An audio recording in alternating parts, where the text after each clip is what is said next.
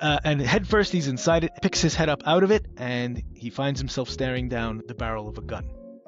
And behind this barrel of a gun is a Russian soldier. And now we get to Army number 4. And the Russian soldier grabs him and puts him in a group with a whole bunch of other people. And he gets loaded into a cattle car once again and shipped off to a military installation somewhere on the east of the Black Sea. And this is where he was. And what was the job here with Army number 4? His job was simply to make sure they were comfortable before they were shipped off to near certain death. By that time, Operation Barbarossa had completed and other operations were in full effect. Some stories don't fit neatly into history books. They're too personal, too improbable, and too human. This is one of those stories. What you're about to hear isn't just a World War II account. It's the story of an innocent man who at 20 years old had his life uprooted and then swept away into a fog of war. It's the story of a life carried through shifting borders, slave captivity, relentless death, escape, incredible heartbreak, and survival that defies the odds. But this conversation isn't only about war. It's about endurance. And it's about how someone lives through the worst of humanity without losing their values, their identity, or their will to keep living. Benzion Malik is the character of our story. In this conversation, he's known as Zaidy, the Yiddish word for grandfather. His life is told to us by his grandson, Martin Bodek, our guest today, who took on the responsibility of preserving his grandfather's life experiences before they were lost to time. This is the story behind Mr. Bodek's book, Zaidy's War, and Why It Matters. So, Mr. Martin Bodek, thank you for being with me today. The purpose of this interview is to get the story of your grandfather's life and to try and understand it as much as possible so that in turn, we may be able to incorporate some of the lessons and experiences he has had into our lives. A little bit about you. You were born and raised in Brooklyn, New York. You currently live in New Jersey. You're Jewish, married, and have 3 children. On your website, you say you're a technologist by day and a writer by night. You're an author who's written on Jewish interest topics for 3 decades, several books. You've had your work published in the Huffington Post, the Washington Times, and Jewish Press, amongst others. You're also the author of the book and story I'd like to talk about today, Zaidy's War. Zaidy was your grandfather. Zaidy's War, 4 armies, 3 countries, 2 brothers. One man's impossible story of endurance. The memoir of your grandfather's World War II experience. I'd like to start by going in somewhat of a chronological order. So why don't you tell the story for us? He was born in Romania in 1918. Correct. That's where our story begins. And firstly, thank you so much for having me on your podcast. I appreciate you giving me the time to talk of this story, which is absolutely amazing and Hollywood ready, as we'll see as we unpack the story. As I write in the beginning pages of the book, he was born 1 month after the conclusion of World War I, which was then known as the Great War, because people everywhere thought nothing like this could ever be repeated on anything of such a magnitude again. We, of course, know that we were all wrong. every single one of us about such a thing. So he was born a month after the conclusion of hostilities with the Treaty of Versailles, which history shows was simply the springboard for the next great conflict rather than the resolution. So he was born into this, it's called an interregnum period in between wars. And into this atmosphere he was thrust, little knowing what would happen to him somewhere down the line. So he was born in Romania, in a little town called Intervisheva, which literally means downtown. Romania, in the Transylvania region where the Dracula legend was born. He spent a lot of time as a child rummaging in the mountains, being carefree in the woods, and this was one of the foreshadowing skills that would assist him further down the road. The fact that he could forage in forests was something that went on to uh, seriously be instrumental in saving his life down the line and helping him to survive World War II. All right, yeah. So he was born there in Romania. The war started in 1938 or 39. So tell me how his life was from birth to about when he gets drafted into the Romanian army. He was around 20, I think, when that happened. Correct. He was just concluding being a teenager, but his youth was basically spent being at his mom's side in the kitchen or his dad's side in his study, learning ancient texts. This is what he spent his time doing. When we interviewed him in 2003, and concluded the publication of the book 19 years after that, he made it very clear that he wasn't a guy who liked to hang out with friends. That wasn't his jam. He was a homebody. He loved his siblings and he loved his mom and dad and loved spending time with them. So when I tour with my books, with my book, with this book and the others, I make it clear that the things he chose were all, as I just said a moment ago, foreshadows to what would happen later. The fact that he knew his way around the kitchen would be instrumental. The fact that he understood texts of the ancient variety was also instrumental and would help him down the road. And again, the fact that he was a forager, which is what he spent his time doing when he wasn't at home, at his father or mother's side, was also instrumental. So this is what he spent his time doing. He was either in the house of study, and when he came home, he was in the kitchen with his mom. He bragged about the volumes of food that he could produce under his mother's tutelage. So not a spoiler here, but he went on to become after the war a chef. And this is what he did with his time because he knew how literally to feed armies. And he spent 40 years doing that.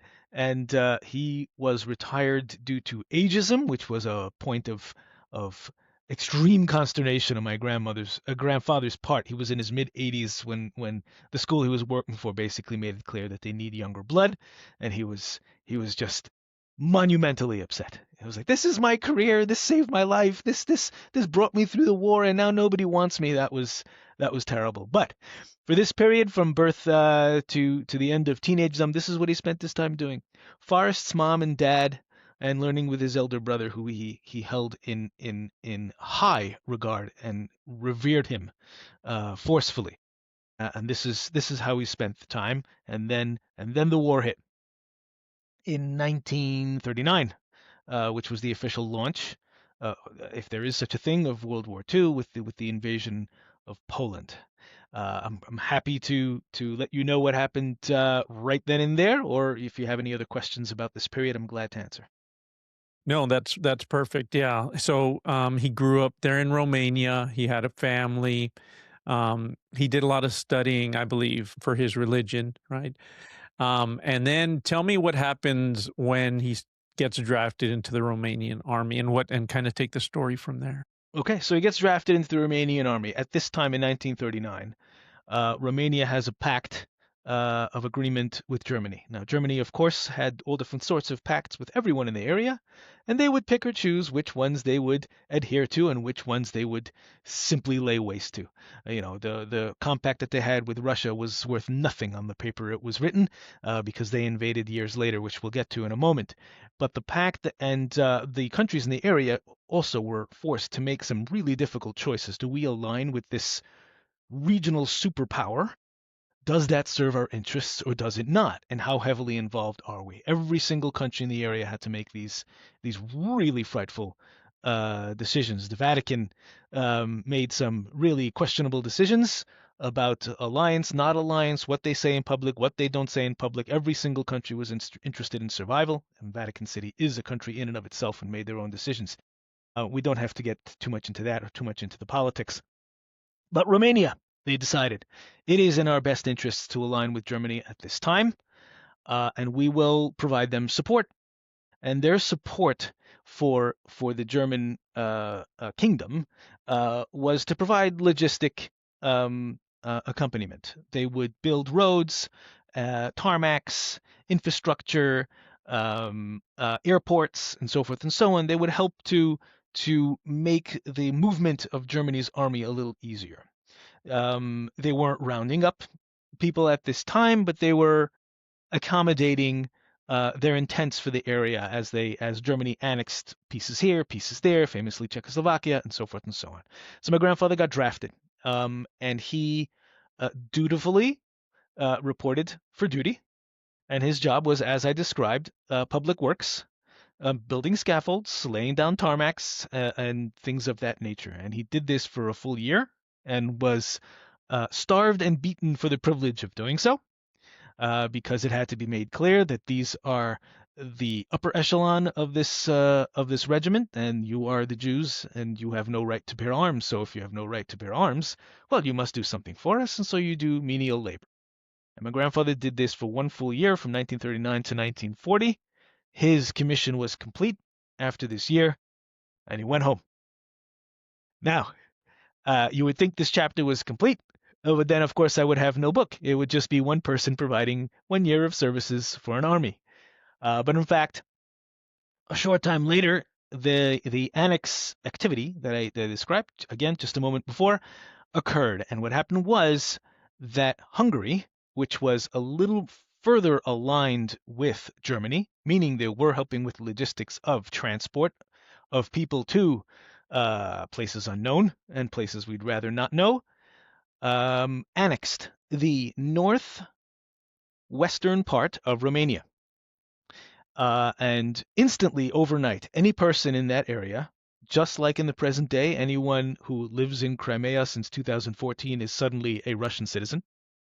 The same thing happened. So anyone in this area instantly became a Hungarian citizen. So overnight, my grandfather became a Hungarian citizen, and since he was still a young man and able-bodied, he was drafted once again, and this time into the Hungarian army to perform the same kind of work. So I kind of joke that, when any of us get our card or notice that we're to report for jury duty, and then we move towns, so the town is aware that we moved and they summon us again. This is typical. But it's a little more uncommon for the country to move itself into your area, and suddenly you're a new citizen, and then suddenly you get the same notice. And this is basically what happened. It was a jury duty notice because of an annexation, and then suddenly he was a Hungarian citizen. And off my grandfather goes to serve the Hungarian army, very much in the same capacity. Now, the Hungarian army was infiltrated with members of the Arrow Cross Party. And the Arrow Cross Party was very eager to prove themselves and their mettle and their anti-Semitic tendencies to the German army, and so starved their charges even worse and beat them even more. And my grandfather was subject to this. So this is how, in the space of 2 years, one person comes to serve 2 armies, but we're not done yet, because a third army is coming our way. So one day, in the middle of 1940, 1941, the German army shows up in this military camp and selects the strongest, bravest, and hardiest of the crew. Now, my grandfather was among this number because what he was constantly doing is whatever calories his friends obtained for themselves, he was always sure to get a little bit more. Because whatever they would give him was not enough, so he went and struck out and found plenty of his own. He was in an area surrounded by forests, and he knew his way around. So he got himself a few more additional calories than anyone else around him and ended up being amongst the strongest of the group.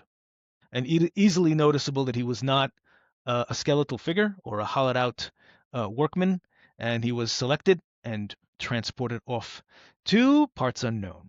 And this is how a man becomes attached to his third army in the space of less than 2 years. So we've gone from the Romanian army to the Hungarian army and the German army, and he's basically a slave at this point because his job was to dig foxholes for the German army on behalf of their invasion of Russia, which we referenced earlier.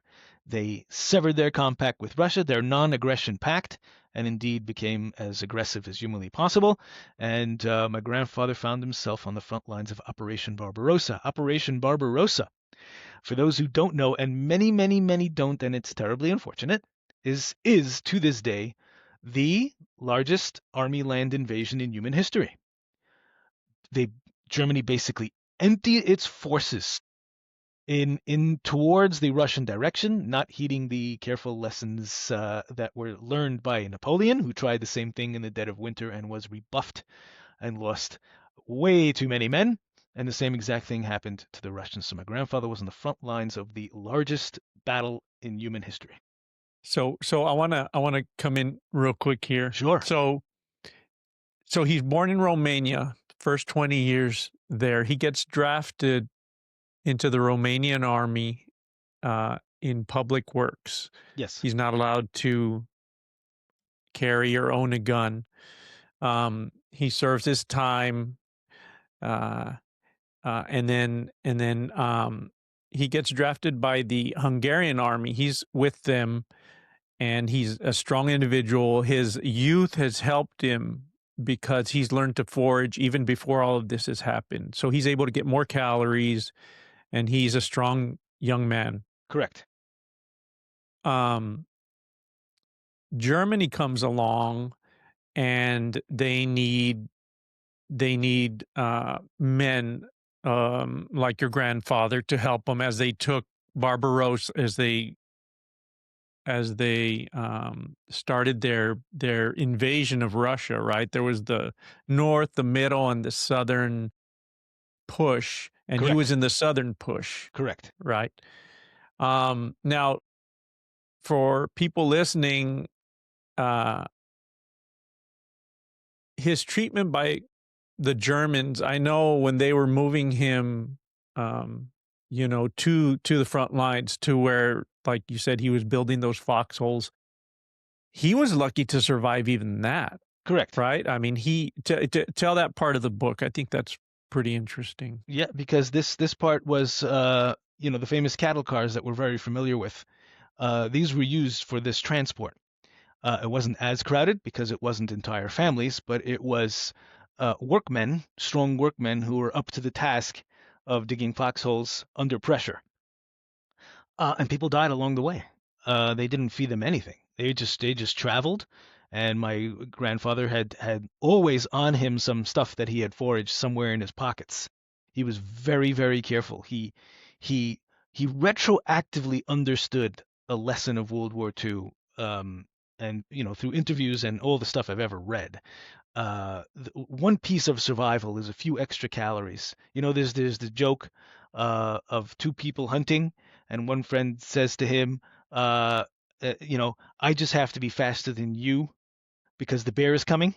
I forget the formulation of the joke. So my grandfather was always just a little bit stronger, a little bit faster, a little bit more hardy and put together than anyone else around him. And where in circumstances people could literally just drop dead, he managed to survive for another day because he always was able to figure out something. So in these cattle cars, there was death.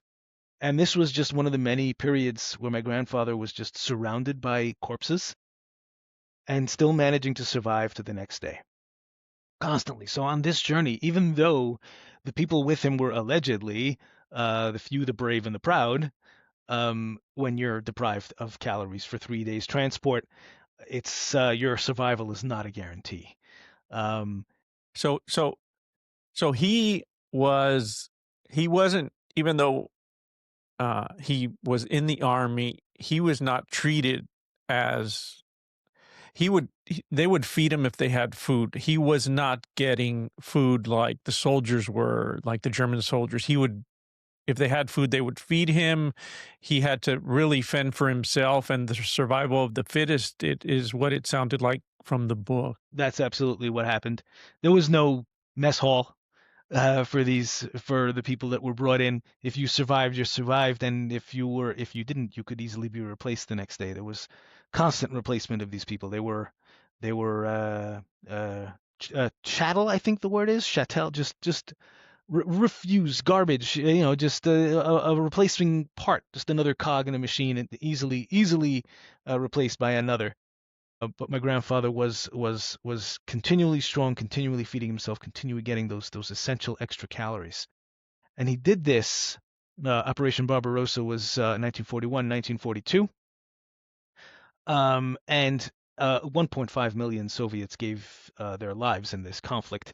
Eventually, they'd surrender 25 million of their lives, something that they still suffer from to this day. They're always short on men, guns, and food. Uh, this is not a great society at all for a lot of history. So this is where my grandfather was. Every day he would wake up in his barracks and he would be pulled to the front lines and he would dig foxholes and people around him would drop dead of bullets, both German soldiers and the friends who came along with him. And after a while, if you've seen this enough, you've got to get out of Dodge. So this is what he did in this arena. And by the way, I know he was in the South, even though he had no idea where he was on the planet. He just knows that he's digging foxholes. But as you mentioned, there was a northern division, central and southern. The northern and central, history shows, made advances. The north managed to cut off the supply lines to Moscow. The middle made deep inroads into Russia before the winter rebuffed their advance, and the southern column didn't progress at all because the Russians, threw everything they could at them. They threw everything they could to defending Moscow, but that was a tough go because the Germans had loaded up so much hardware and logistics. So it didn't move, and the way my grandfather describes it, went to the same barracks every single day, came back to the same front lines every single day, watch people get killed by bullets, and back home he goes for the night and rest. So he escaped. He escaped in the middle of the night with a Czech friend of his. He said that the Wach is the German word for guard, was not paying attention at a key moment. I can imagine it's just like in the movies where the person trying to make the getaway just waits for the guard to look in a different direction, and this was a literal teleplay of such a thing. And he escaped. He escaped. He managed to escape in the middle of the night and began roaming through the Russian countryside, trying to work his way back home. He had a phenomenal sense of direction, something that I inherited. If you, wherever I am in the planet, I know where east, north, south, west is. I can orient very easily. I'm the guy who pops up out of a New York City subway station and is like, oh, okay, I know where I am. So he was this kind of way, and he just tried to make his way back home. He was moving his way south, foraging, rummaging, begging for food, sleeping in barn houses everywhere. I always envision him like Frankenstein's monster. There's a part of the story where he's just dragging himself through, where he learns English from eavesdropping on a family. Where, he's sleeping in the barn for a while. Um, and begging. And he said that my grandfather, when I was interviewing him in 2003, when he was in his early 80s, he said, one day you're going to tell this story. I want everyone to know. The Russian people were very kind to me. They were very kind. They didn't refuse him any food. He said they fed him gruel or grits. Like a kasha is what he always quoted as the stuff that he used to get from them. Um, and this was his subsistence for a while. And this is what he did for a few months. And now we get to Army number 4. Mm-hmm. Newsflash, here we go. So one day, he is with the top half of his body inside of a garbage can. Depending on who's listening, a rubbish bin. And head first, he's inside it, and he picks his head up out of it, and he finds himself staring down the barrel of a gun. And behind this barrel of a gun is a Russian soldier. And the Russian soldier grabs him and puts him in a group with a whole bunch of other people who apparently have been in the same circumstances. They've been rummaging around, lost in this really apocalyptic universe of mayhem, and it gets loaded into a cattle car once again and shipped off to a military installation somewhere on the east of the Black Sea. He describes this place as Angursht. He said there was a sign on the military encampment, and it said Angursht, or Welcome to Angursht, or whatever it said there. I've not been able to find this on a map. The Gulag archipelago is well recorded by Alexander Solzhenitsyn and other such types, heroes in my book, but military encampments you cannot find a map of anywhere. Certainly not in Russia. You will not find any such thing. So all I have is his word. He said the area was Angursht. And the reason I think it's on the east of the Black Sea is because there is a football team named Angursht in this area, and many people with the last name Angursht in this particular area of the world. It's modern day Azerbaijan, Georgia. It's not really clear where it is. And this is where he was. And what was the job here with Army number 4? To serve the troops. Basically, shine their shoes, bring them water, chop their wood, and so forth and so on. His job was simply to make sure they were comfortable before they were shipped off to near certain death. By that time, Operation Barbarossa had completed, and other operations were in full effect. And my grandfather spent a few months there. With Army number 4 now, and he was like a military hot potato. And then all of a sudden, one day, back into the cattle cars he goes for the next convoy to somewhere near the Arctic Circle. And the reason I believe or understand that this was the Arctic Circle is because my grandfather described it as, for some seasons, it was 21 hours of day, and for some, it was 21 hours of night. And this is what you're describing when you describe the areas at the extreme north. So if he was in the Arctic Circle, he would have had 3 months of 24 hours of daylight and nightlight. But instead, it was 21 hours. So he was near. And the place where he landed was a city called Kierovsky Oblast, which I can locate on a map. And the camp, the military camp, was called Khrinor. So I can't find this military encampment on a map, but I understand that it was on the Volga River, and the reason I know this is because he said his job here was the same things that I did before for the Russian troops, but also every day he'd be sent out into the forest to chop trees down with giant saws. And they would take these logs and dump them into the river, and they'd be shipped downriver where they'd be gathered into a sawmill, where they'd be chopped down, and the proceeds of which would be sold to warm up Russian homes, and the money's used to continue funding the war of the Allies. So I know where the Volga River is, and I know where Kierovsky Oblast is, so I can pinpoint this on a map, and this is where he spent, my grandfather, 3.5 years of his existence. Now, for all of his military engagements, he was never a soldier. Until the near end, where he finally did become a soldier. And I'll tell you, my grandfather was very proud. So the circumstances of that was they were running out of personnel and guns, which I mentioned before. And there's one movie that exists that shows this reality of 2 Russian soldiers working together. One of them has his weapon. If the person with the weapon is killed by enemy engagement, the person next to him simply picks up his gun and marches forward. This movie's called Enemy at the Gates. Have you seen this film? No, I haven't seen it. Okay. It's worth it just to see this because there are realities that are not properly portrayed and there are realities that are. And for example, I just saw a video on the internet of a spy trying to explain all these Hollywood movies. They're completely unrealistic, and there's only one movie in the history of the world that expressly shows you exactly what the life of a spy is. If you're curious, the movie is called The Recruit. It came out in the early aughts.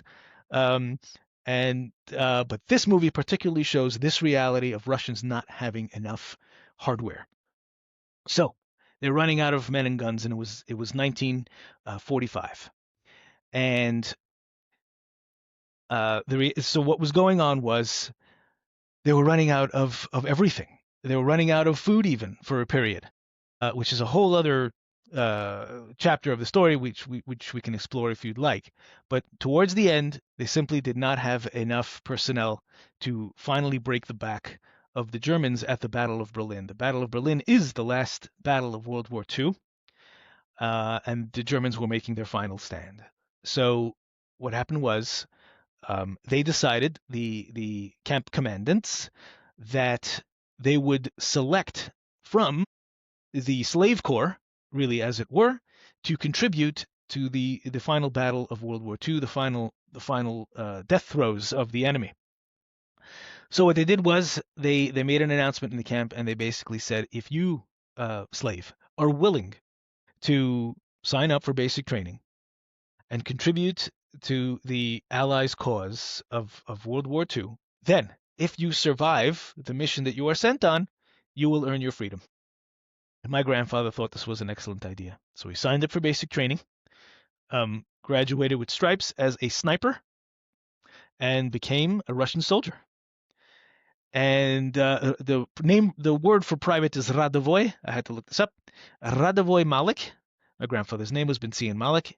And I tell you, the way he described it, there were certain moods that he went through when we were interviewing him, moods of sadness, of joy, of exultation, of depression, of all different sorts of ranges. But this one was pride. Because after being a slave, literally, for 6 years, he was finally a soldier. And even though he was lowest ranking, it did not matter to him.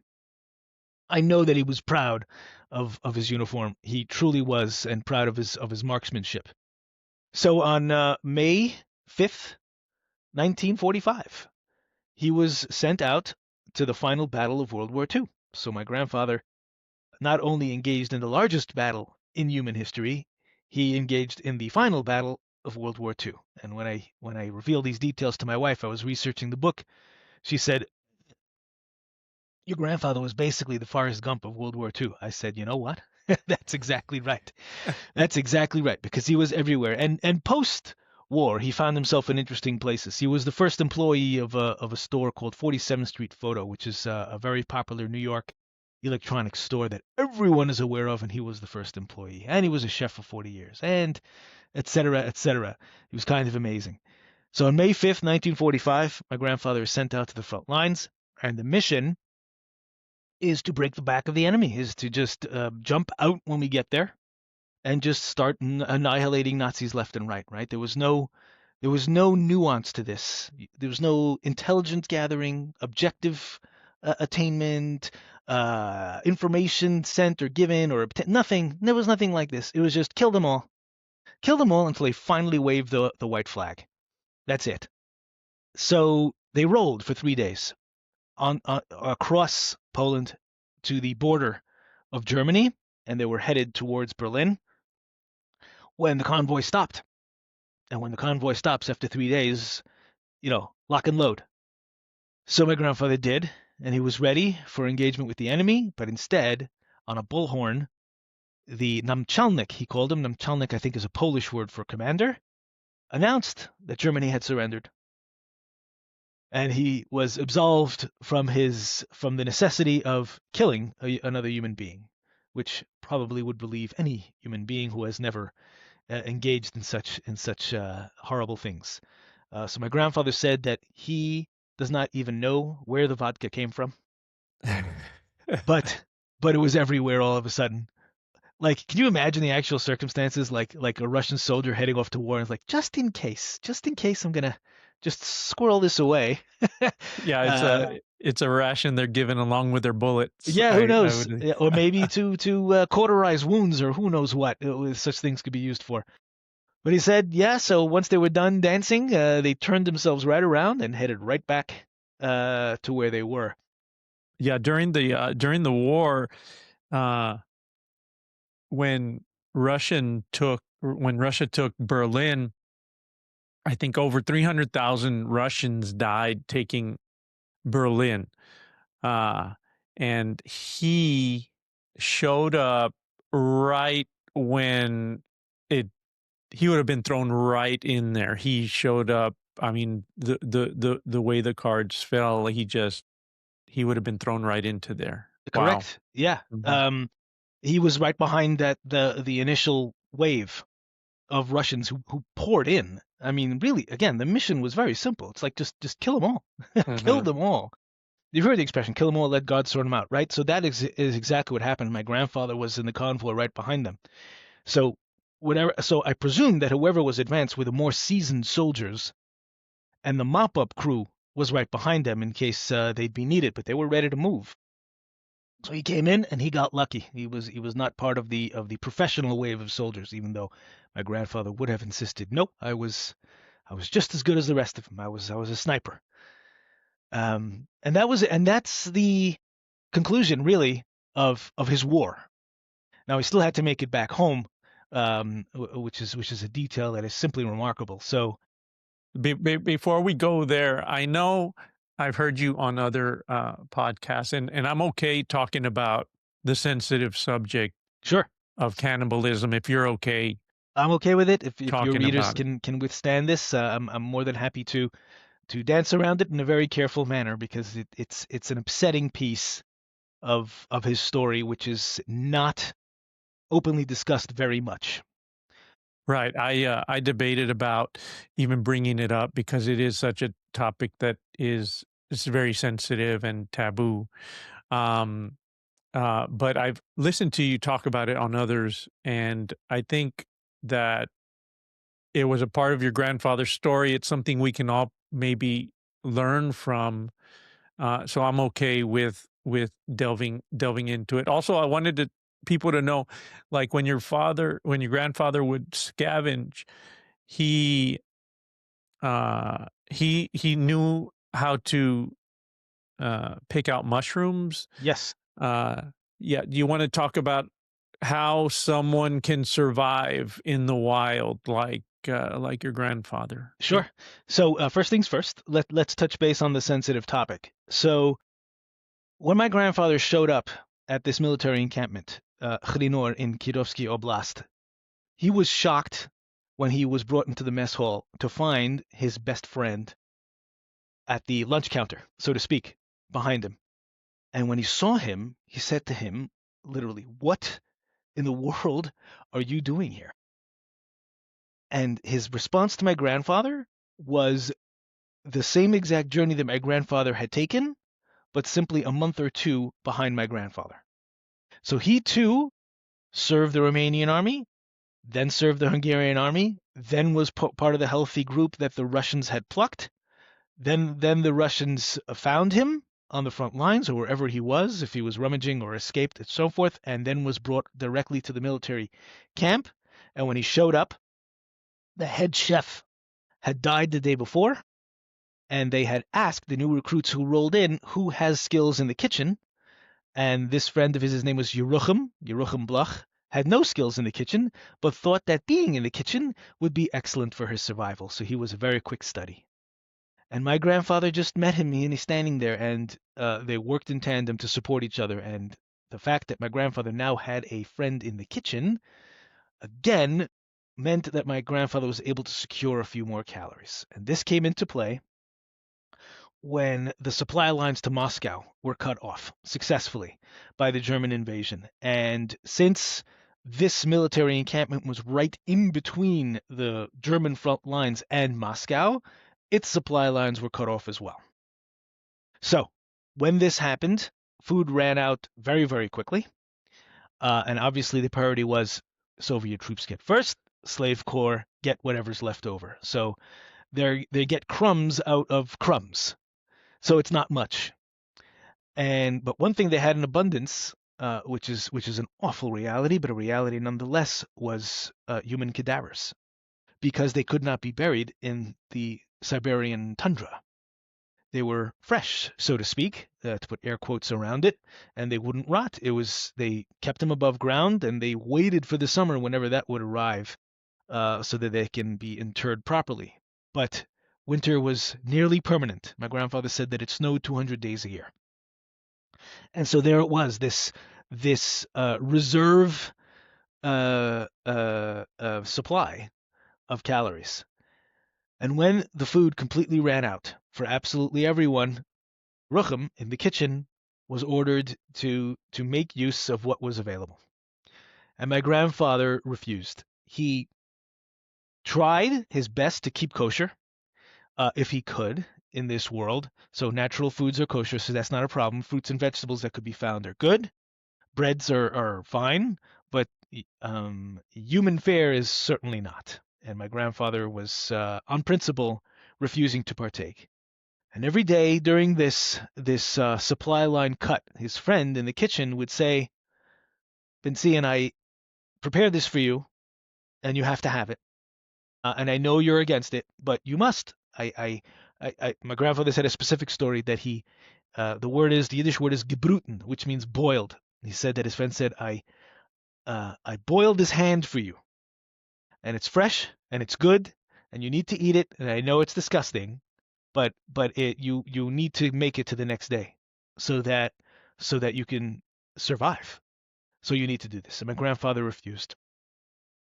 So he did this for 3 days, and Yerucham was very upset with him because he thought that my grandfather was being overzealous and over religious, and he started to chastise him, like, you're basically being a moron. This is you are allowed to preserve your life by partaking of this, and you must. So my grandfather would not. Under pain of death, he would not. So Yerucham, at great cost to himself, at great risk, snuck over to the Soviet soldiers' side of the encampment and was able to find a few crumbs of a few calories or whatever they had going on there, was able to give it to my grandfather, and the next day the supply lines were recast. And so my grandfather likely would not have made it.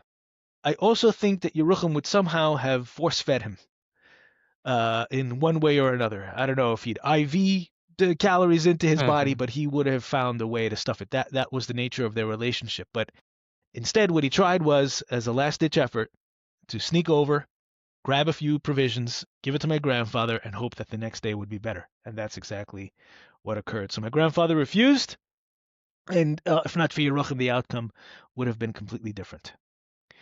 So I'm very careful of telling the story. It's a no-no for high schools. They would not understand what to do with this. But the further up you go on the age scale, really, senior citizens understand this. They're resilient. They're fine. Children are also allegedly resilient, but there are certain stories that would be highly traumatic. So I leave that off the table. But it's important. It's important that there are principles in this world that you will not violate.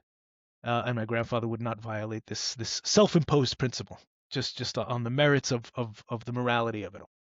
I think it's important to delve into it a little, just so that we can perhaps get a glimpse. No, none of us were in this war, right?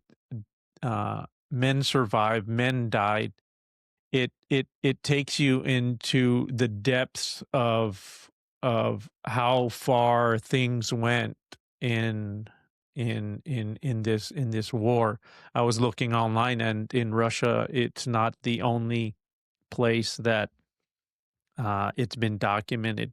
In the Japanese army had some instances where they had a siege, and there have been some incidents there too. So, but yeah, thank you for sharing that. Sure. And let's get to your mushroom prompt from earlier. So this part of the story I do tell, because even though it's harrowing and scary, there is an adventure part to it, which appeals to students and young folk. So the story goes like this: at the end of this engagement of my grandfather's war, the end of Zaidy's war, he finds himself back at the military camp, and he needs to make his way home. So in the rest of Europe, there was a Marshall Plan in place to rebuild the continent from its scorched earth reality. But in Russia, there was no Marshall Plan. If you wanted to go home, well, you're going to get your own ride. So my grandfather set out on foot with 150 men from the camp and began to navigate their way towards home. So his journey was 1,600 miles on foot. And the number was so staggering that the publisher said, you have to convert this into kilometers because that sounds more impressive. So no problem. On the back cover of the book, and by the way, it's right here. In the back cover of the book, that's where it says that he made his 2,600-kilometer walk home. And this he did. And all along this journey, all the way down from Kirovsky Oblast to Intervisheve, Romania, people either peeled off to their country of origin or died along the way from the difficulty of the travel. And my grandfather was lead food procurer. And they trusted him. And my grandfather described that throughout everything, whenever he was traveling from place to place, he would survive off river water, mushrooms, and whatever he found inside of bear scat or bear poo. He'd carefully pull out the whatever nutrients were still whole, bathe them in the river water, and live off of this for months at a time, including other tubers that he was able to pull out of the ground and locate properly. So he had made his journey with 150 men, and he made his way to the Carpathian mountain ridge, which overlooks Romania and overlooks his own hometown as well. So from this Carpathian mountain ridge, he could see the foliage of his town. And on the night before they were going to finally make it back home, he was left with 10 men. 140 others had either made it back home or had died along the way. And the last night he was there with 10 of his friends. And they were in some sort of stupefied frenzy of hunger. And they went into the forest while my grandfather was apparently tending to the fire or the camping provisions, and they emerged from the forest with a whole handful of mushrooms. And my grandfather identified these mushrooms as the poisonous variety. He knew through rigorous practice that 80% of mushrooms are poisonous and 20% are the mushrooms that we humans eat. So he said in no uncertain terms, this is the poisonous variety, and you've trusted me along this entire journey. You can't have this. They refused for some reason to listen to him. There must have been some sort of starvation-induced contagion that had riddled its way through this crowd, and they made themselves a mushroom soup, and they partook of it, and my grandfather did not. And in the morning, my grandfather is the only one who woke up. Yeah. This is like an actual real-life story that my children have told in their schools, and when they tell these stories and I'm sitting in the audience, the parents always look over at me, right? Like, what is this story that your kid is telling? What is this? What have you just... We are traumatized. Like, what has happened? And I get the questions. Like, my son is busy there, behind his dioramas, and I get questions from parents. It's happened on a few occasions because it's too bizarre. It's a reality to be real. But it's real. It's super real, and that is the actual story. And then my grandfather the next day, he had to, because he's a moral man, and because when he came home, he was reunited with several of his townsfolk. He at part of this process must have been, there's 9 of our brothers up on the hill. They didn't make it, but we have to take care of them. And this was part of his own reality that he had to manage as he made his way home after the war. This is like so the war ends, he goes back, and then he needs to make this 1,600-mile trek from Russia to Romania. He leaves with 150 men, friends, along the way. I looked online, and the distance in the U.S. from New Jersey, it'd be like walking from New Jersey to Houston. Okay, interesting to know. Or L.A. or L.A. to Houston. Okay. So, and that takes 2 to 4 months, probably. He was foraging. He didn't have a meal. I would guess maybe 3 or 4 months it would take them to do that. He does this entire trek. He sees his home. His friends see their home, and then this happens. So it's just like another tragedy for him. And he's the one that has to bear that news. It's like he's been bearing all of this weight through the entire war, and that's just one more before arriving back home. Yeah, absolutely. I mean, imagine the circumstances. He's busy trying to survive, and now he's got this thing on his shoulder that he must take care of. And this is before he has to arrive at home. And when he arrived at home, he found absolutely nothing. Okay, so he comes down off of the mountain into the town he grew up in. His home, or at least his home that he grew up in, is no longer there. Tell the story as he comes down out of the mountain into his hometown. So as he comes down out of the mountain, he's expecting, or maybe not expecting, to find his home there. He knows where it is. This is his hometown, and if he can navigate his way across 1,600 miles of forest and river and mountain, he'll know where his house is. But when he gets there is no house. It was either torn down or bombed out. It completely unclear what exactly had happened in this area, but his house was, instead of the structure of his house, was simply the corner of his house. And this particular corner of his house was his father's study, where he spent years and years and years, studying with his father and forging a really strong relationship with him.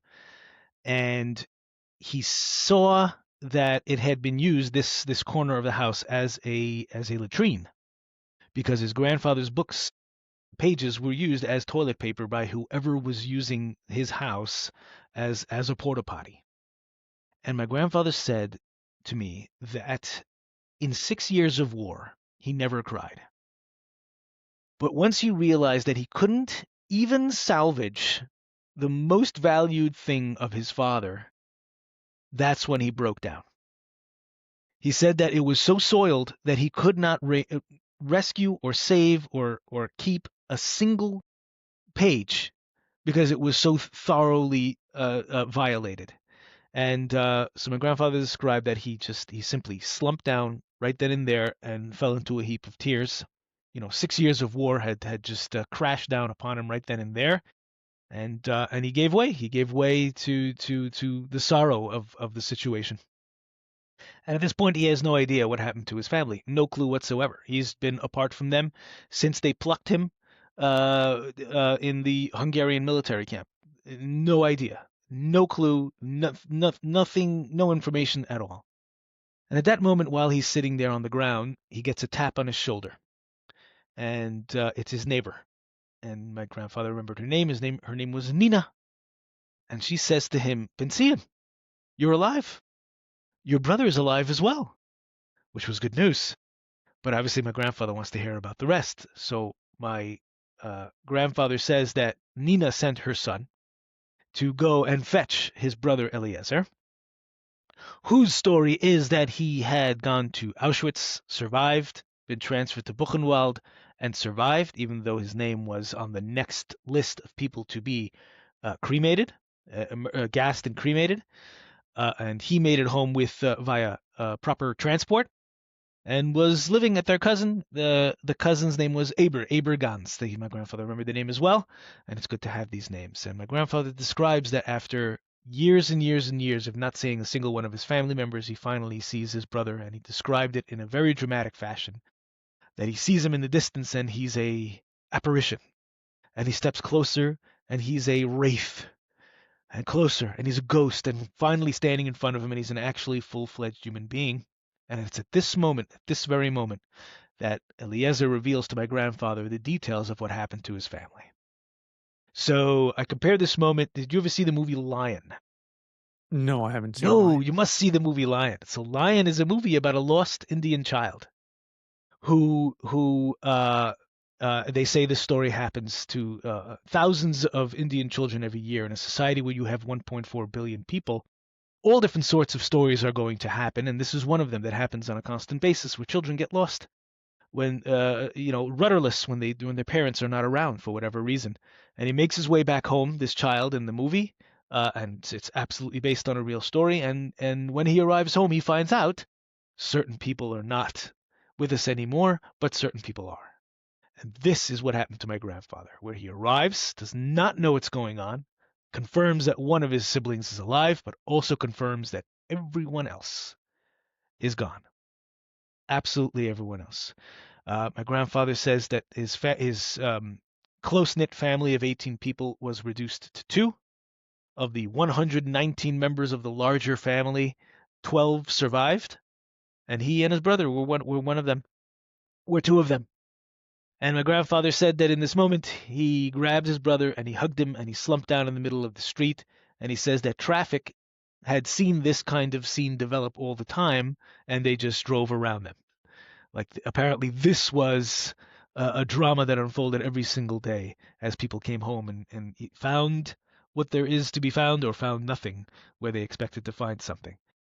And the coda of this story is that my grandfather and his brother now had to proceed to rebuild their lives, which is what they set about doing now, after the war. So, can you quickly say what happened to his parents and Yes. his sister?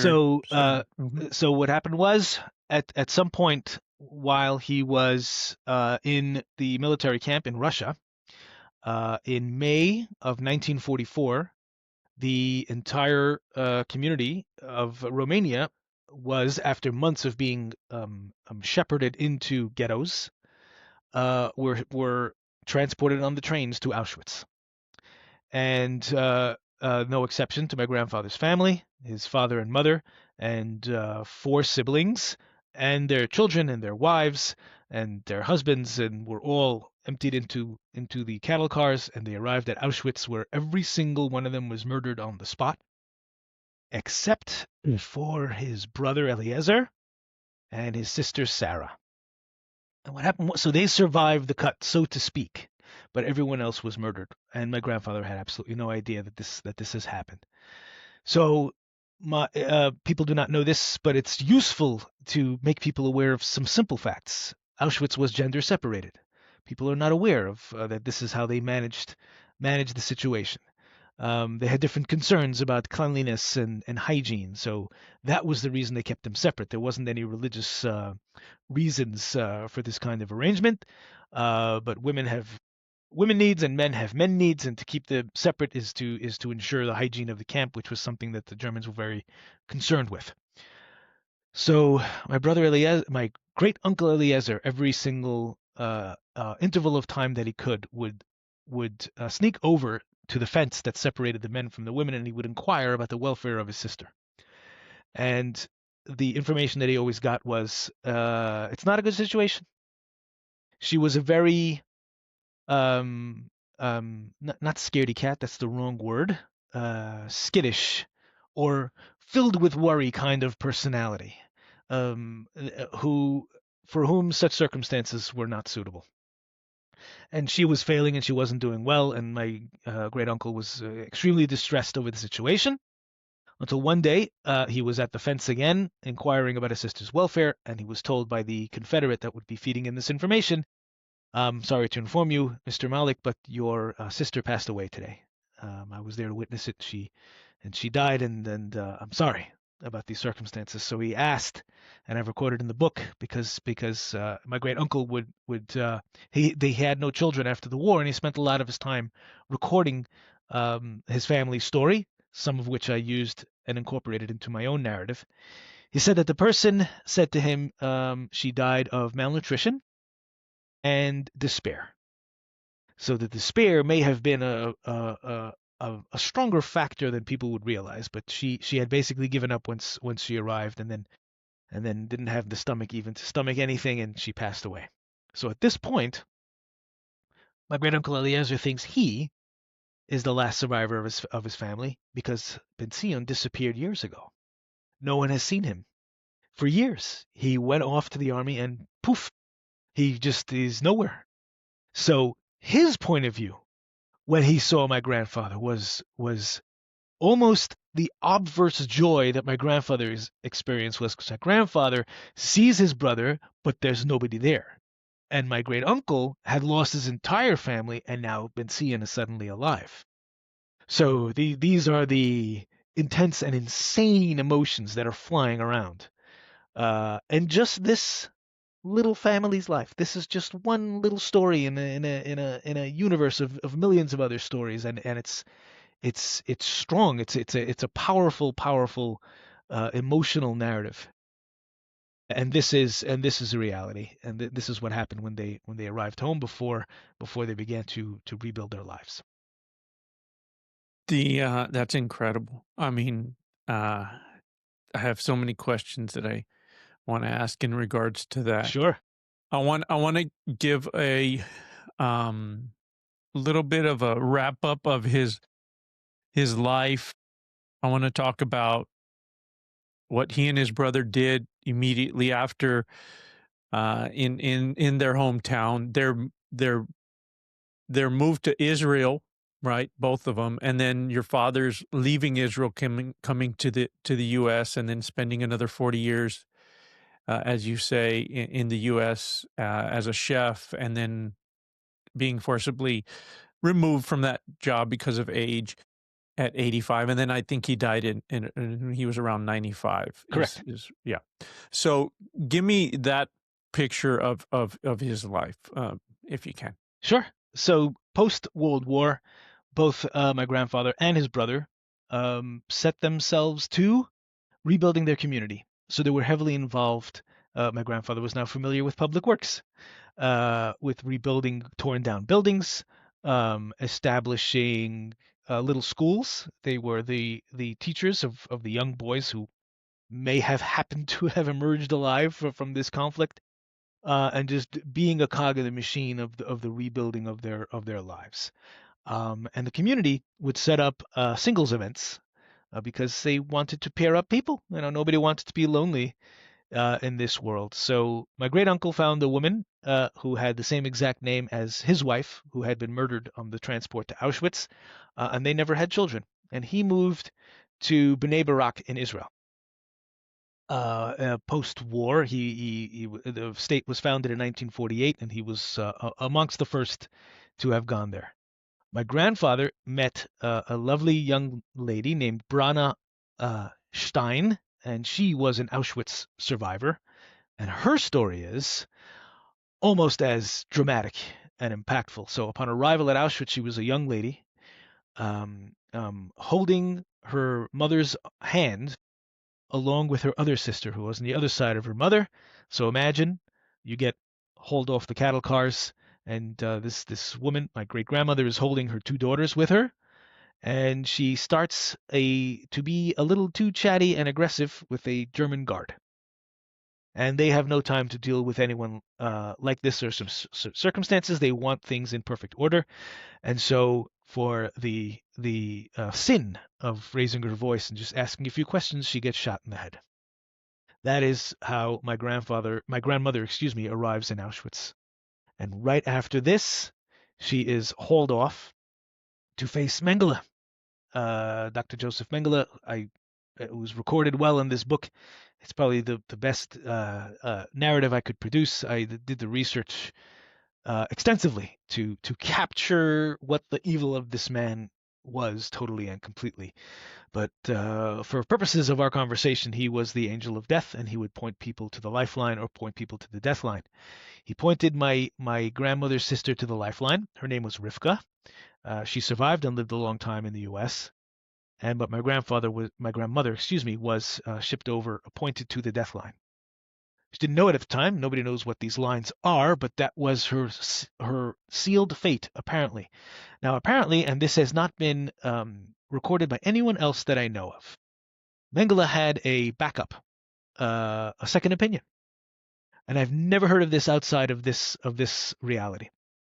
My grandmother describes that she's marching on her way to wherever she's going, and a female SS guard, which is also something that people are not familiar with, grabs my grandmother, by her arm, pulls her to the side, and says to her face, You are too pretty to die. That's the quote. And on this, my life exists on the knife edge. If not for this moment, I wouldn't be. We wouldn't be having this conversation. You'd be having lunch, I presume, or interviewing somebody else. But because of this moment, my grandmother gets shunted back into the line with her sister. They return to life, and they survive Auschwitz and make their way home afterwards. So she came back to her hometown. So my grandmother was Oberwischiwe, an Oberwischiwe resident, and Oberwischiwe means uptown, whereas my grandfather was downtown. So he literally married an uptown girl. On December 17th, 1946, that was my grandfather's birthday, actually, and it is upcoming. It would be his 107th birthday in a few days. So he's well, your podcast is called "Who's on My Mind?" So my grandfather's very much on my mind at the moment. So they marry and they have two kids in Romania. My uncles, Aaron and Eliezer. Aaron actually passed away in the past year of blessed memory.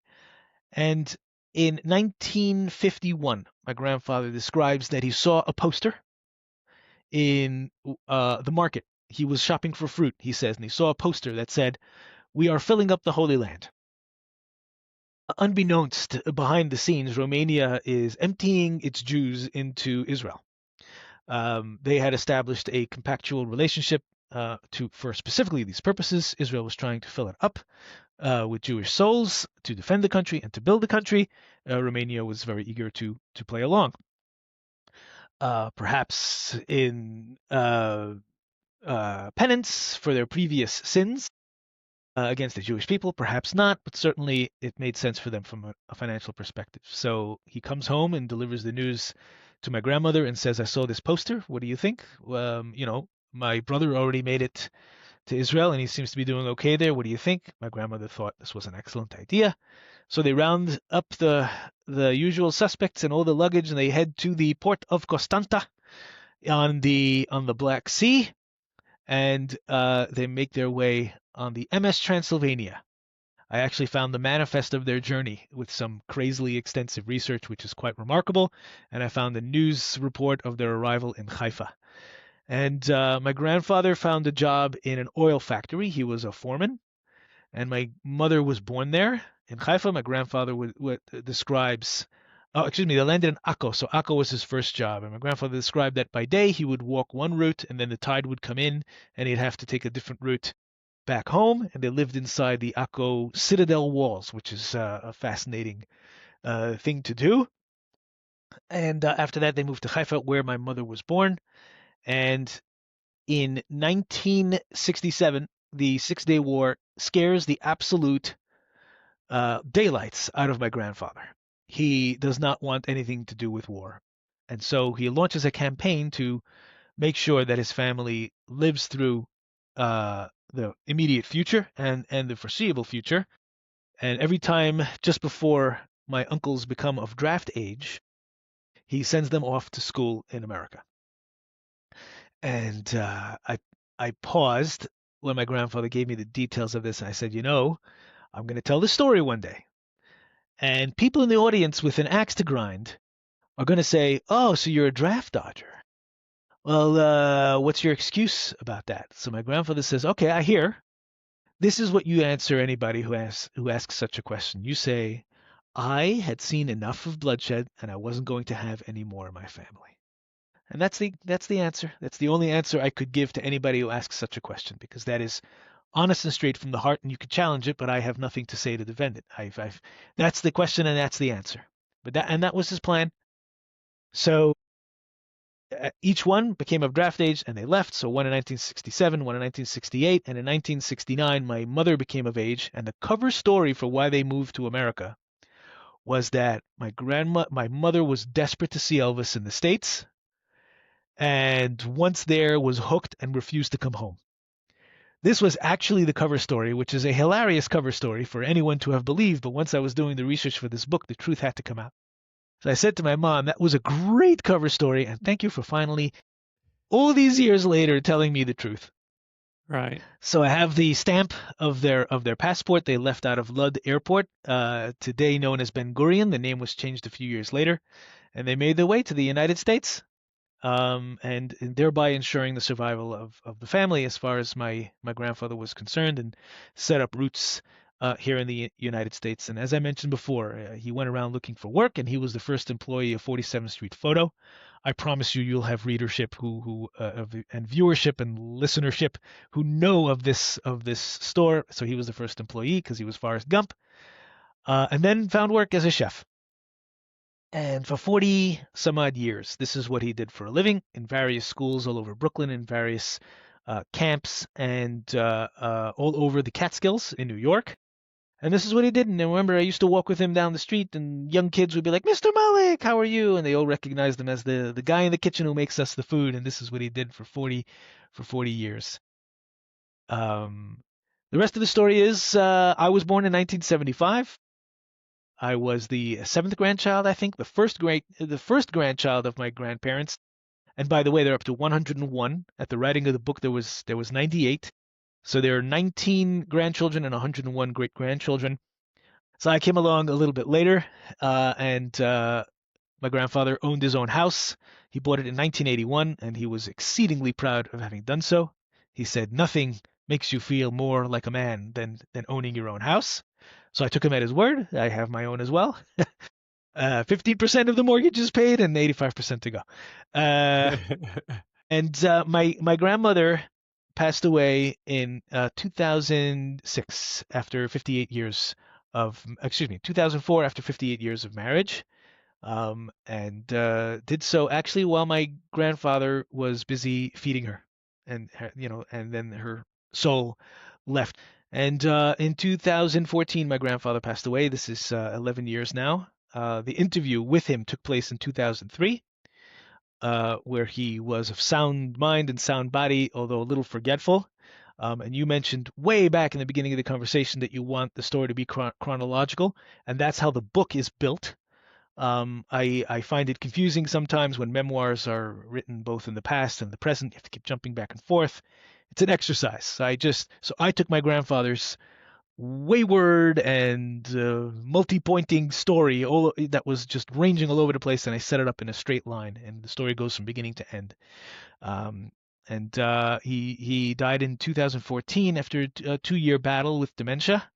And a few years later, after publishing several books, because that was something that I wanted to do my whole life, it was time to polish off the conversation that we had. My mother was my research assistant and my co-interviewer for my grandfather's story, and we had it all on VHS. And people might still know what VHS is. So I pulled out these VHSs, converted the Yiddish conversation into English, found a wonderful publisher, Amsterdam Publishers, which is the largest publisher of Holocaust literature in Europe.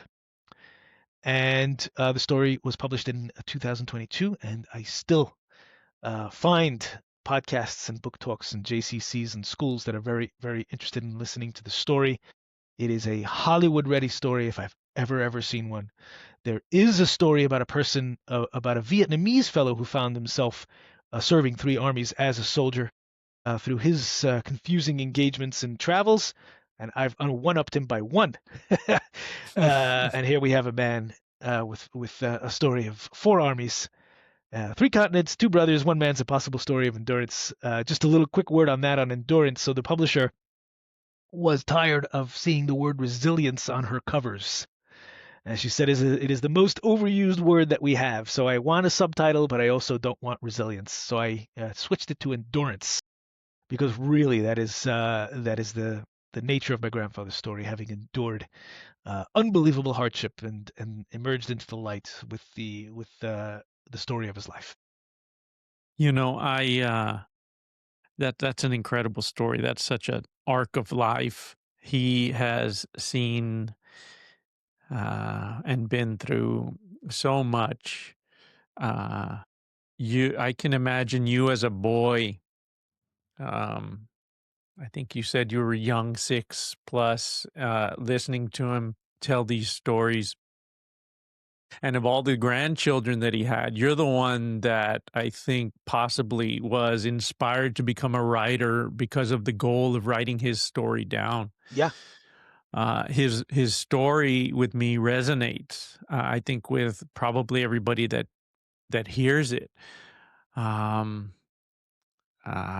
It's just such an unbelievable story, and for you to get it down for the history books is a blessing to all of us. Not just your family, I would say. I appreciate that. And you're absolutely right. When I was 6 or 7, he would tell me these stories, specifically the cannibal piece and the mushroom piece.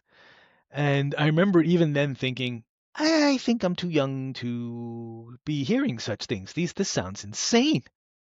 But you know what? I'm going to tell the story one day. I am absolutely going to tell the story. So I think you're right. I think that there was a spark that was lit, that put me on this path. I've always wanted to be a writer, and I think this is the moment where it was decided that I would be, to tell amazing stories, and keep telling amazing stories if I could. But this is something that's right there in the family, close and personal, and was right there, within reach, within my grasp. So I was careful to take advantage of this gift of storytelling that was given to me by my grandfather. Let me ask you some questions Please. here. So, you've had other family members that have survived harrowing experiences. Your grandmother through Auschwitz, right? And your grandfather's brother. Why do you think you were drawn to your grandfather's story? Because the stories of the other survivors in my family sound like the very archetypal stories that you always hear of survival. Shipped off to a concentration camp, put through unimaginable hell, survived, rebuilt a family in Israel or in America or Europe or wherever else. And it's like a template. Check the boxes of the survival story, and they all have the place, and they're all important to listen to, especially nowadays as we lose survivors to old age. But this, as I've described, was a story completely out of the box. This is not a typical story in any sense of imagination. What do you mean 4 armies? I'm asked. Well, how's that? How? What? To who? When I was shopping this around, even publishers who weren't interested in working with me still paused to ask me a few questions because they were curious about the nature of how does a man get to serve 4 armies? What is that? Nobody ever serves 2 armies. You could serve 2 armies sometimes. For example, with the lone soldier idea, right? If there's a person of Ukrainian extract in the United States who happens to be a Ukrainian soldier, an American soldier, but is desperate to assist in his homeland, so he'll go sign up, and that's how you get in this life to 2. But how do you get to 4? And that is the compelling question. And when I talk, book talks, I just lead with the question. I get the introduction, and I stand in front of the crowd, and I go, 4 armies.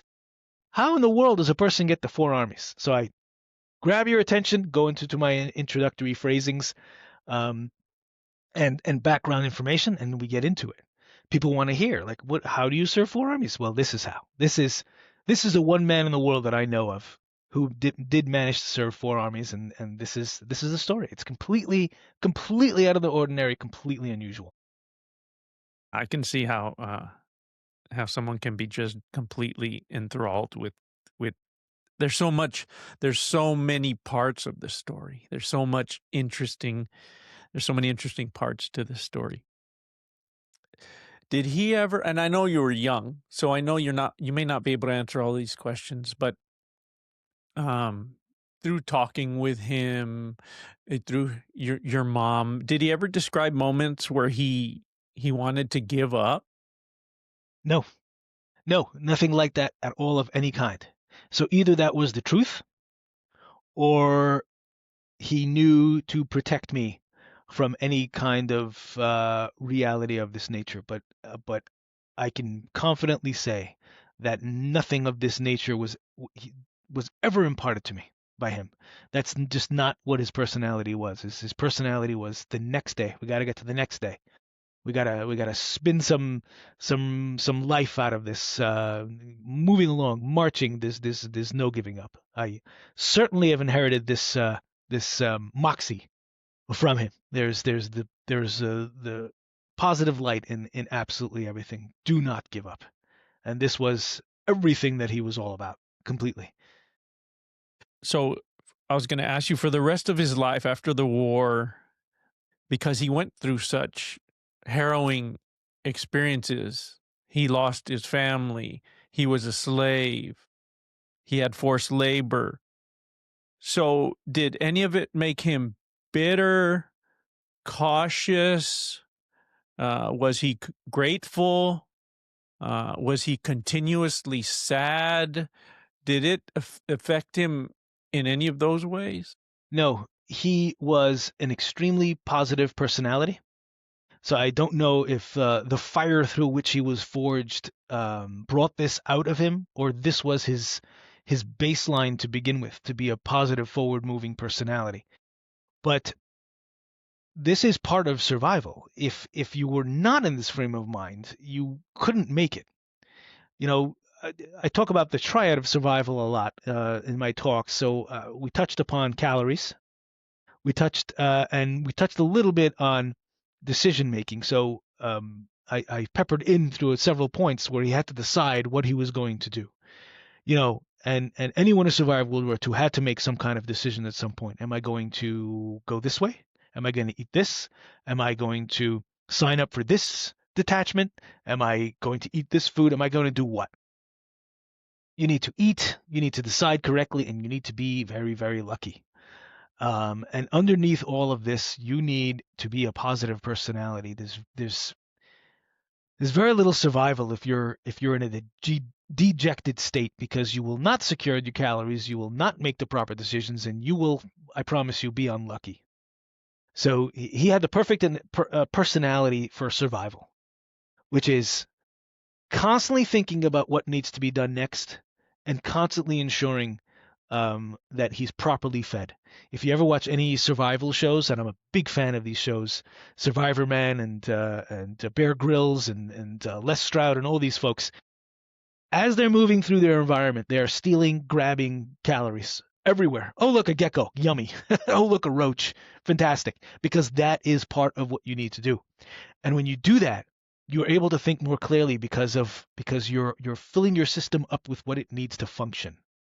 And when you do that, you are naturally in a more positive frame of mind. So my grandfather was positive, remained positive, was never bitter, was a softie, really. The way my mother describes his parenting style, like totally loving and personality, and all his grandkids loved him, and yeah, that's the answer. Like just a completely positive frame, positive outlook human being, and it's a heavy reason for why and how he survived the war and the rest of his life. What do you think gave your grandfather the will to keep going through all of this? Was it just survival instincts? Where do you think that came from? I think that a person in his situation would look to establish some form of control. Because if you feel you're totally out of control and you cannot control the narrative in any sense, then you're lost. And I think, and I've learned recently from a lot of wonderful stories that I've heard and good parenting advice, that you don't have to worry about setting up your whole life for the next 20, 30, or 40 years. You just have to do the important things you need to do for that day. Alcoholics Anonymous talks a lot. They don't talk in the terms of I must be sober for the next 10 years or 15 years. No. You have to avoid this drink in front of you and make it to the next day. And that is, I think, a philosophy that my grandfather followed. I just need to make it to the next day. I don't know how long this war is going to last. I don't know what the Americans are doing. I don't know what the Russians are doing. I don't know what the Germans are doing. I'm here today. I just need to be here tomorrow.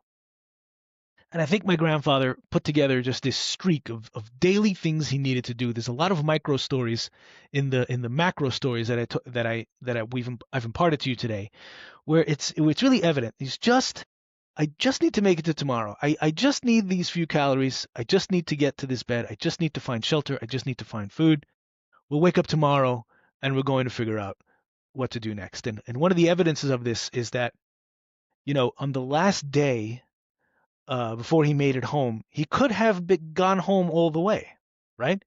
It was another few miles, but it was just like, that's today.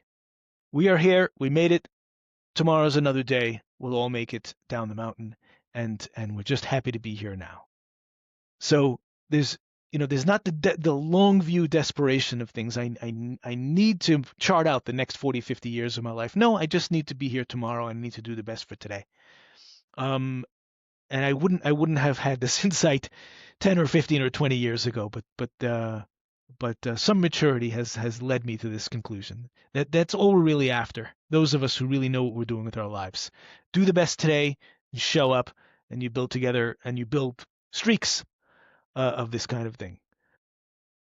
So he was someone that probably he learned at a young age, obviously, to live day by day, and Yep. that's how you feel he made it. What do you think the hardest part of his experience was during the war?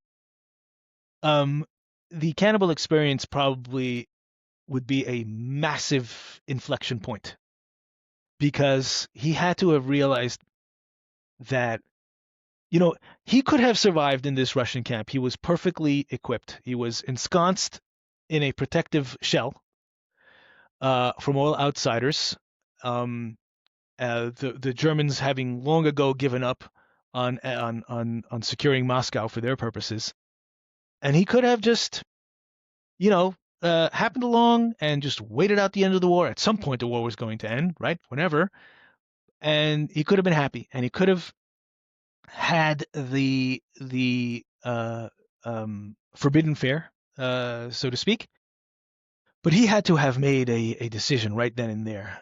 I could just take what my friend is giving me, and I probably just have to do this for a couple of days because I know the military is working on getting food from somewhere. I know it. And he had to decide, and this must have been, I can't imagine, an agonizing decision.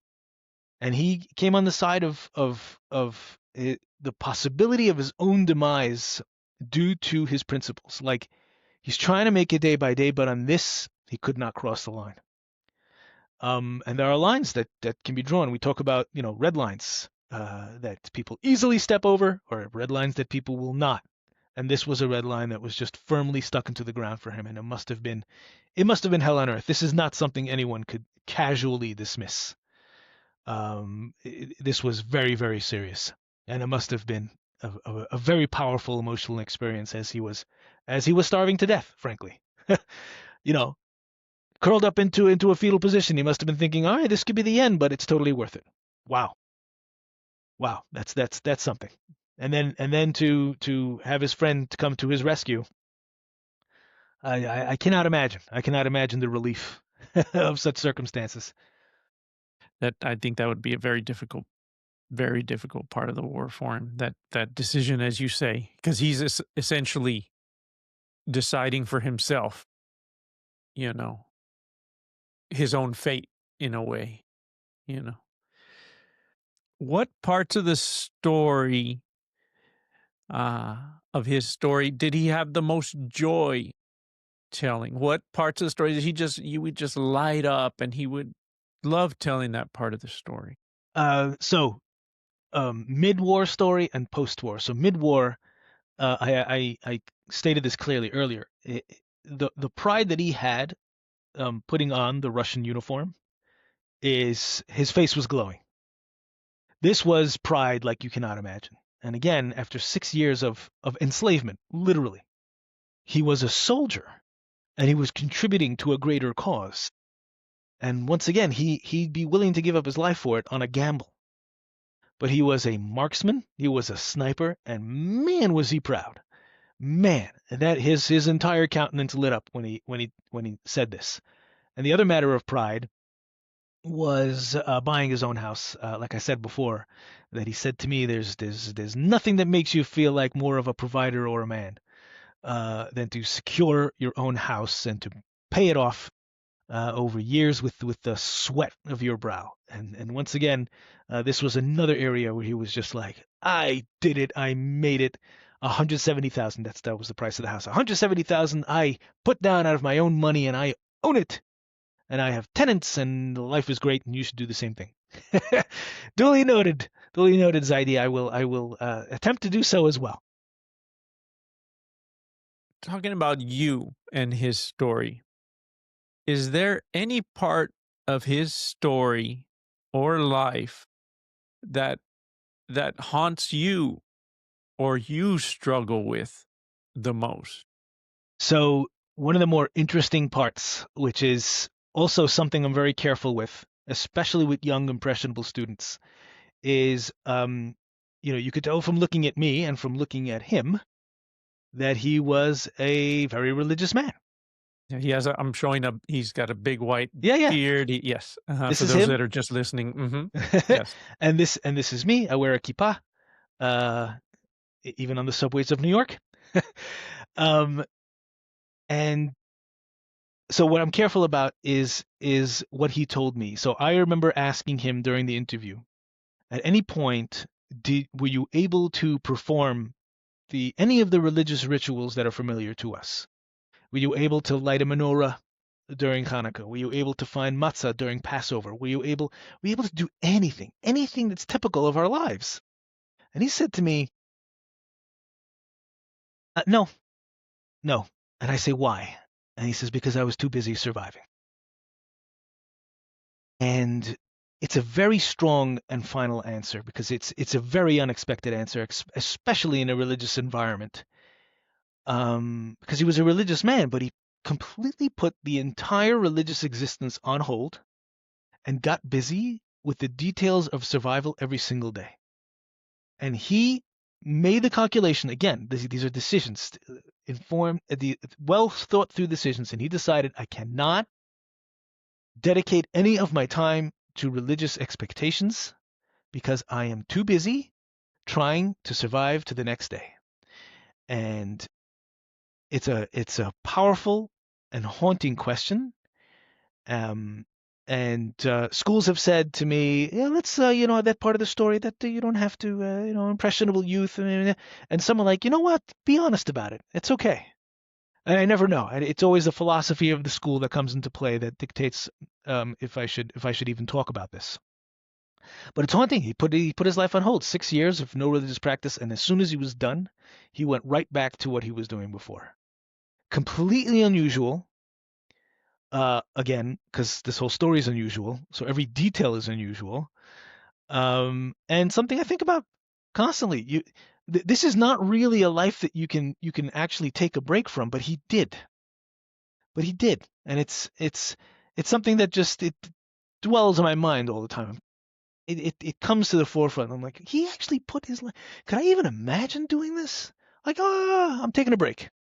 Have you? I know people are probably, anyone that's listening or watching, they would want me to ask, have you come to a conclusion or had any insight as have you answered that question at all? In a bit of a sense, this is a question that one needs to make peace with. So, have you seen The Shawshank Redemption? Yes. Okay. So Red says at some point in the movie, it could be during a voiceover part where he says, "Get busy living or get busy dying." And I think that my grandfather decided that distraction in these circumstances is not living, it's dying. And I'm busy trying to get living. And so at the end of the day, I think he made the right choice. Some people will say, my faith in God, my strength in God helped carry me through, but that's not this story. It's the complete opposite. My faith in myself as a human being who has to make decisions is what carried me through the day. And once this was done, then we can get back to the God part. And I'm okay with it. It's still worth a thought every once in a while because I'm still curious about the thought process. Because again, this is not something you just casually decide. This is a wrestling with yourself kind of question. And that was the decision that he made. And sometimes you make a decision and you go with it through thick or thin, and I'm okay with it at the end of the day, because I think that in the end he did the right thing and he did what he was supposed to do, and I have him because of his decisions. Thank you for sharing that. I know that's not easy for anybody to share, and appreciate that. Sure.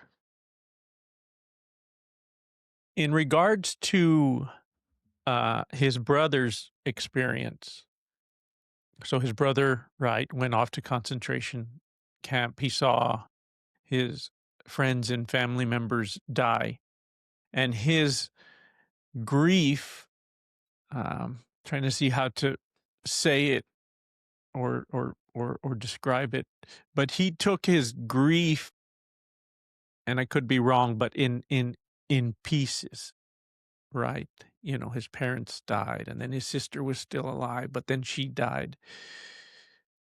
And your grandfather comes and he gets everything in one moment. Yeah. What do you think about? Do you think one was harder than the other? What do you think about that? I've actually thought about this. Like, what would I rather have? We discussed before. Would I rather not know a thing and then find a brother who's alive and then he tells me everyone's missing? Or would I rather witness everyone perish and then find a remnant? I don't think there's an answer to this question. I really don't know. You know, we spiritual and religious people of the world, that we are not given burdens that we cannot withstand. And I think that it is completely dependent on the human personality. I do believe that we only want the troubles that we have and not anyone else's, right? So the answer to the question is, I want neither circumstance. I want neither. Whatever's going on with my life, I accept with love and with grace, and I will take whatever travails are happening. That's my load to deal with, and I will do the best that I can. Other people deal with other things, and I leave that to them. So I think I'd be dishonest if I gave you an answer to that question, because I don't think it's answerable. I could not imagine trading one grief for another. That feels like an immature response to life. Oh, sure, I'll take your pain with the your losses. Yeah, okay, over mine, because my losses are like this and your losses are like that. What's mine is good for me. So I think for my grandfather, he accepted how events unfolded for him, and I think for his brother, he also personally accepted his circumstances. You know, both fell into a heap together and were crying, and each one because of how his personal experience, but they were grieving together as a family for sure. If you asked your grandfather today, if he was still alive, if you asked your grandfather today what someone who had never heard his story before should know, what do you think he would say? I think we've touched on this just a few moments ago. His philosophy of get busy living or get busy dying is what I know he wanted to impart when he was telling me the story of his life. I know that was the lesson. He didn't say it in those exact words, but I know that that's what he meant. And if he wanted to take away, it would be exactly that. That you have got to be the captain of your own life, or else you're just as Forrest Gump said, floating along on a breeze, all easy like. No, you can't be floating along on a breeze. You've got to take command and control of your existence, and you've got to do positive things every day. And my grandfather's message would be, you are the captain of your life, whether you believe it or not. You are responsible for your decisions. The better decisions you make, the luckier you become, right? Because chance favors, what's the expression? Chance favors the lucky, luck favors the prepared. That's what it is. I think it was, I don't know who it was. Was it Benjamin Franklin or somebody? I'll Google it afterwards. But basically that's who gets lucky. The people who put themselves into the best positions possible attain the best results. And I think that if he wanted to deliver a message, that would exactly be it. If you could have been transported to any part of your grandfather's story and you were given some time to be with him during that time, what part would you choose and why? Great question. But I think it would be the walk home. Because my grandfather probably worked through a lot of his experience on that journey and was able to make peace with everything that happened before. And he was free to re-engage with his entire life and lead up to what he knew he wanted to be doing once he got back home. And it would be a very, very long, 1,600-mile conversation of the events that unfolded, and it would be good in between any two people to have that much time. It'd be like a road trip where you could just chat. So good question, and I think that would be it. I really wouldn't want to be with him for any other part of that journey. There's no part that I consider to be an adventure worth having. None of it. None of it. Not from the beginning with his Romanian duties to the end of headed to the final battle. Like you said, just behind a wave of people who just got slaughtered upon arrival. No, thank you. I'll pass. I'll pass. But the journey home is where I join him. I'm an ultra marathoner, by the way, so the most I've done is 43 miles, and this Wow. would be just a little longer. That would be just a little bit longer. But it'll be good training for whatever ultra I'm preparing for. So good question, and I hope that answer satisfies. Yeah, I was looking up what trails are that long or and like the Appalachian Trail is really, I think it's like a little over 2,000 miles. Yeah, correct. Yeah, it's 2,100 miles. I happen to know. So this will be longer. The yes. Appalachian adventure. What do you think? What do you think your grandfather would say if he read your book today? So he wouldn't say much, because one of his personality quirks was to never compliment you to your face, but only to your family members. And it's just a bizarre, like, I don't know what that's about, right? But he did that a lot. Like, he was very, I've run the New York City Marathon many, many times, and he would never to my face say good going or nice job or anything like that. But to my mom, he'd be like, that's amazing that your son does that. That's amazing. So he would probably nod to me and give me a tap on the shoulder, and then he'd run to my mom and say, that's a great book. That's a good son you've raised. Good job. Good job. My mother would say, well, why don't you tell him? And he'd be like, I'm telling you. I'm telling you, that's good enough. So I think that's how that would unfold, actually. I mean, he knew what he was doing, and he when we interviewed him, and he was fully engaged, knowing what the goal was. And that's how I think it would have played out. He would have had its honored place on his bookshelves. It'd be in an obvious spot because he'd be proud of it. But that was just the way he rolled. No compliments to your face, but I have ways of showing you that I'm proud. Wow, that's great. I have a final question. I know you were young when he was telling you these stories. You were still young, versus your age now, when he passed. But if he were sitting across from you now, what would you ask him that you never had a chance to ask him before? The questions that I didn't ask him are the emotional questions, because I was too young to probe that deeply. I'd want to know his thought process in all the decisions that he was making. We touched upon them, and there's a lot of conjecture with my responses to what was he thinking, and that's what I'd want to know. When you decided not to partake of cannibalism, what were you thinking? When you decided to sign up for the military, what were you thinking? When your friends decided to put together their soup, what were you thinking? What were you thinking was wrong with all of them? When your brother met you, what were you thinking? What was going on? When you found out your parents were gone, what were you thinking? When you met your future wife, what were you thinking? What were you thinking? Were you comparing experiences? Like, what was going on? And it's these kinds of questions that I would um, poke at. Um, and sometimes I tried, and he'd like fend me off politely and just move on to a next piece of the narrative. There was I didn't know how to ask, and when I did, he'd move along a little bit. There were even though he was open, there were things he wanted to keep revealed. So I don't know how things would have played out differently if I interviewed him when I was more mature, or if he was a little bit more open.